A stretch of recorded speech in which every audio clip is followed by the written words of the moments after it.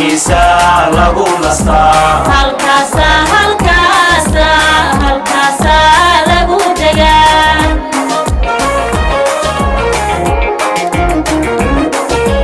dhulkaaga lagu ogaa harkiisa lagu nastaa halkaasa lagu degaa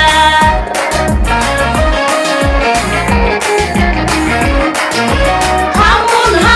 looguma dhintee hoobantiisad cunta hoobantiisad cunta dadkaagaad yeeshataa ciidadaad haybsataa dadkaagaad yeeshataa ciidadaad haybsataa ciidadaad haybsataa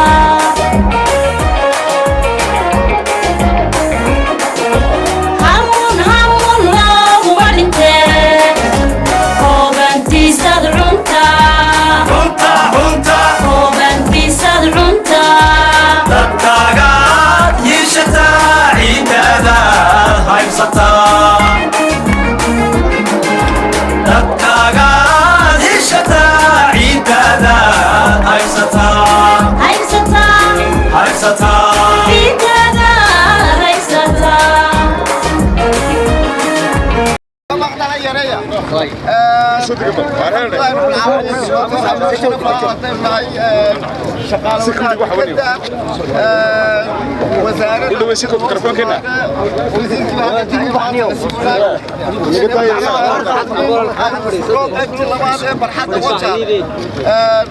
نبتسي واحد أفضل بلوت كور مكسر بلوت بطيار بهاي بالبطيار بهاي يبرد area لايف فردي أنا وحويا لم يلا تقولوا متر سكوير وين تعصب وين تعلقون تقولوا حي قارسها كل شيء بقولوا كونتينر هي قارسها marka saddex la isku saaran waxay qaadaysaa ilaa 2 waxa la madaxweyne ku soo inaad noo furto mashaariic inaad amarka ku xisay wada koor akhraad markii ku ma bashir waxa ku soo dhow بسم الله الرحمن الرحيم الحمد لله رب العالمين والصلاه والسلام على رسول الله وشقدي انت سعودي كورا dhacday ama istirantay oo ah sida uu sheegay maareeyuhu isma cusub oo kulliye konteynarada waa dadaalkii socday waa markii saddexaad isma konteynarada socday ma muujinaysa madaxweynaha wax badan ay saaxiibo lakeedina wax ku shaqeynaya soo waafiyay xarunta lagama galo أنا بخبريني ماريا أيوة شغالة كده بقى ما عادش على مدربينها كلمة والله بدون شو ما الله أنت اللي لسه دروخة بس وراق بين أبوه بلاي حوار بقى الله عليه وهو بين أبوه هي وراق فوق شرير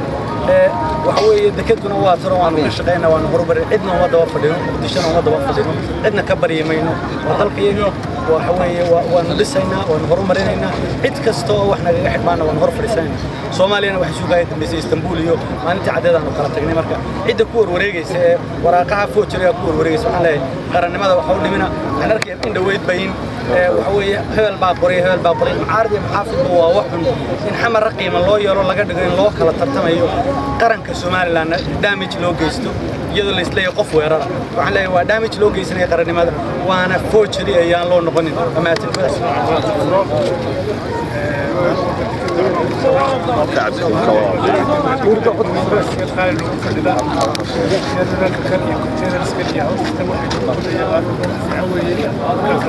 محمد دوي محمد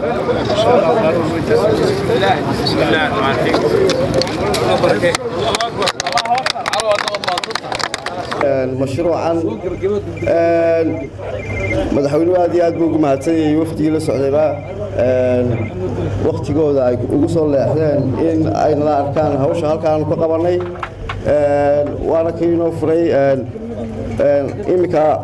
waxaan doonayaa in dadka reer Berawey la socdaan hawsha halkan ka dhacday laakiin inta ka maqan iyo inta kale reer Somaliland waxaan la socodsiinaynaa barxaddan iminka cusub aan furnay waxa weeyaan waa 22,500 oo mitir square waa shub 5 sentimitir waxaa ka hooseeya 6 carakaawo ah marka waxa weeyaan almost 1 meter material ayaan dhignay compactionkeeduna wuxuu qaadi karayaa culays aad fara badan intii la doonay iyo intii doonay waqtiga ayay shaqayn doontaa haddii la yiraahdo 40 sanadood 50 sanadood haddii la yiraahdo ayay shaqayn karaysaa waxa weeyaan barnaamijkeedu waxa weeyaan capacity-ga dekada in la kordhiyo oo konteenarada ka degi kara kaalkeena in halkan la dhigi karo waxaan doonaynaa inaan gaarsiino ilaa 10,000 konteenar in ay qaado meeshani barxaddii dambe saddexaadna waxaan bilaabaynaa haddii la yiraahdo bishan aakhirkeeda ayaan bilaabaynaa haddii la yiraahdo aad iyo aad baan idinku mahadcelinayaa shaqaalii dekada xuseen raafiya ciidankiisii waxaan kaloo u mahadnaqayaa maareey ku-xigeenka iyo inta kale mas'uuliyiina waxaan kaloo halkan uga mahadnaqayaa wasiirka wasaaradda maaliyadda oo lacag contribution na siisay beri dhaweydaan kharshaadka qaar iskaga bixinay waan hambaleynayaa عمر قحلوق باركا وصباح والبا هبين يا مالان الرحمن الرحيم وفدي مدحوينه إلهي وسير الله مدحوينه له iyo xildhibaanada golayaasha haday guurti yihiin iyo haday golaha wakiilada yihiin iyo dhammaan martida kale wafdiga la socotay iyo maamulka heer gobol iyo heer degmo ee magaalada iyo shacabka shaqaalaweynaha dekada Berbera assalaamu calaykum waraxmatullaahi wabarakaat halkan waxaanu ku diyaarinay xaflad aad u wanaagsan oo aan ugu talagalnay furitaanka madaxweynuhu noo furay xariga nooga furay wajigii labaad ee dekadan terminalka containerka Wajaale oo infor badan iyo adduun badan aanu gelinay amarkii madaxweynaha iyo dadaal fara badan oo shaqaalaha iyo dadka reer Berbera horumarkan taariikhiga ah halka waxay ahayd dhowr bilood ka hor halkana bad bay ahayd halkii aynu ka khudbadaynayna bannaankanoo kale ahayd ismaan lahayn meeshii badda ahayd ayaad mar labaad ka khudbaday doontaa ibni aadanku inuu qabsan karo waxa uu doonayo ayaa horta taa caddaynaysa dekadana waan hambalyaynayaa waxaan leeyahay waddadaa ceergaabee la soo furayna Berberey ku dhammaataa ogaada wadda kasta oo la sameeya Berberey u adeegtaa waxaan leeyahay tujaarta Berbera ka shaqaystaa waddooyinka dalku Berberey u adeegayaane hamaal geliyeen badeecadooda maanta boosaaso tagaysay maanta hargeysay ka dhaqaaqaysaa mar haddii waddadii la furay waa ilaahay baadiyey assalaamu calaykum wasiirada afhayeenka madaxweynaha maariya ku-xigeenka madaxda gobolka marti sharafta shaqaalaha dekada bahda saxaafadda assalaamu calaykum waraxmatullaahi wabarakaatu hadal badan uma kicin ilaahay baa mahadle waan hambalyeynaa maareeyaha sida wanaagsan ee dekadu horumarayso maanta waxa weeyaan 5 sano ka hor barnaamijkii xisbiga kulmiye ee ahaa in la horumariyo Berbera iyo dekada guulihiisii waa kuwa maanta meel fiican maraya waxaanan u mahadnaqayaa mas'uuliyiinta gobolka dadweynaha gobolka waxaan leeyahay gacmaha aynu isqabsano aynu horumarka ka shaqeyno aynu wanaaga ka shaqeyno aynu walaaltinimada ka shaqeyno aynu ka shaqeyno sidii Soomaaliland loo ictiraafi lahaa taasna waxa furo u noqonaya horumarka Berbera aad iyo aad baan mar labaad iyo saddexaad u mahadnaqayaa maareeyaha iyo mas'uuliyiinta dekada oo aan leeyahay halka dadaalka ka wada hawl badan baa idin taala Berbera waxaynu doonaynaa in ay la tartanto mataqaana magaalooyinka geeska Afrika ee furdadaha aad iyo aad baan mar labaad saxaabii mahadaya wassalaamu calaykum waraxmatullaahi wabarakaatu gudoomiyaha guddiga diiwaangelinta axsaabta siyaasadda ee maareeyaha dekada shaqaalaweynaha ama bahweynta shaqaalaha dekada dhammaan ciddii qayb ka qaadatay hawshan maamulka gobolka wasiirada iyo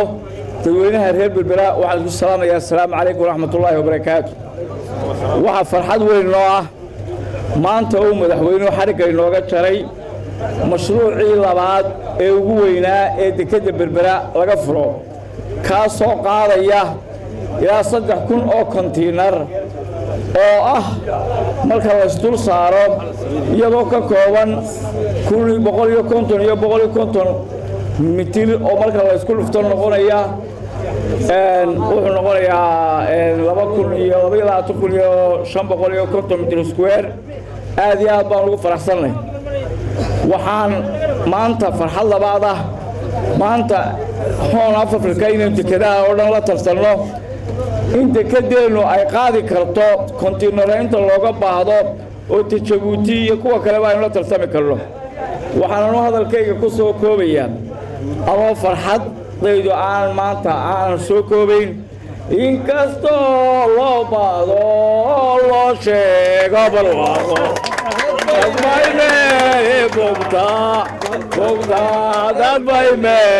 bogta ilaahay indaha caafimaad qaba hatuso qarannimada Soomaaliland higsiga ku jirto salaamu calaykum cali ayaan isla kalmad siinaya bismillaahir rahmaanir rahiim marka hore way maadsan yihiin mas'uuliyiinta dekada berbera ee sida qiimaha leh u shaqeeyay waxaan maqlay mashruuca waxa ku baxay lacag gaaraysa $2.8 milyan waxaan arkaynaa inay ka dhabeeyeen qorshihii xukuumadda ee waxqabadka waxaad ay muujiyeen maamul hufan hoggaan suuban iyo habdhaqan ku dheehan waxqabad waayo waxaan arkayaa dekad weligay caqligaygu may gelin dekadii 700 mitir bay jiraysaa dekadii aan ka shaqayn jiray anigu 15 sano ka hor baan ka shaqayn jiray halkan waxaan arkay dekadii aan ka shaqayn jiray leeg way suurto geliyeen mas'uuliyadda dekada berbera qiimo dheeraad bay ugu fadhiyaan qaranka mas'uuliyiinta dawladda ee khabiirada inta badan soo shaqaynayna waxay ka mid yihiin asadka dawladda senior officers of the state is the assets of the state ali waxaan maraynayaa maanta inuu galay asadkii qaranka ma sha Allah waxaan ku soo koobayaa assalaamu calaykum waraxmatullahi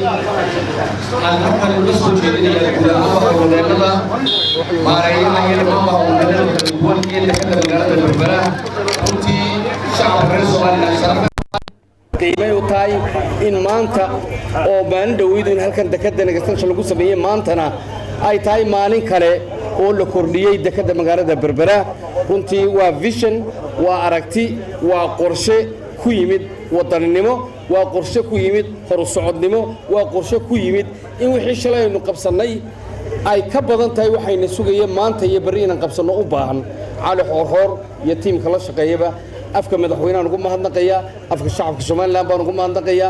waxaan idin rajaynayaa guul iyo gobonnimo baan idin rajaynayaa waxaan rajaynayaa hawsha halka ka sii wadaan insha Allah berberi waa wadnaha dalka waa xididada dalka haddaan berberi jirin Soomaaliland ma jirteen Allahu akbar haddaan berberi jirin Soomaaliland ma jirteen Soomaaliland waa hawlbowlaheega dawladnimada Soomaaliland waxay ku dhisan tahay berbera waxay ku dhisan tahay dekada إن شاء الله وين نساء احترامنا أقاسمها جودة يكسر دوينة يا الرحمن الرحيم وحوي دمانتين وحن كل سلامتنا يا سلامة السلام السلام عليكم ورحمة الله وبركاته سلام كدي halkan waxa ka dhacday farxad weyn farxadaan la koobi karin waxa weeye imika waxyaabahan aynu ku aragno indhaheenu waxa weeye waxyaabii dawladdu isku caawin jireen ma ahayn wax dawladda dhisan karto ama wax dad qabsan karo halkan kama muuqdaan laakiin waxyaabihii sidii Mareykankii ama qoladii hore inoo dhisaysay oo kale dawladdu isku caawin jireen oo kale halkan laga qabtay waxaan leeyahay xaajiga injineer Cali Xoorxoor waxa weeye nin marka la eego qiimihiisa Soomaaliland iyo Afrika qiimihiisa u dhigmayo baan qabaa anigu aragtideesta ila muuqato waayo sababtu tahay wax qabadkiisa iyo kartidiisa nasad la'aantiisa horumarkiisa ummadiisa inuu isku wado iyo dadkiisa isku wado dawladdiisa iyo dalkiisa inuu isku xidho inuu u jeesto sidoo horumar u sameyn lahaa uu diyaar u yahay saacad walba waxaan leeyahay ilaahay hakaas jaaysiyo si qiimo leh baad u shaqaynaysaa waxaan leeyahay cimrigaaga ha raajo si aad wax badan ugu sii qabato dadka ilaahay cimrigaaga ha raajaan leenahay assalaamu calaykum waraxmatullaahi wabarakaatuh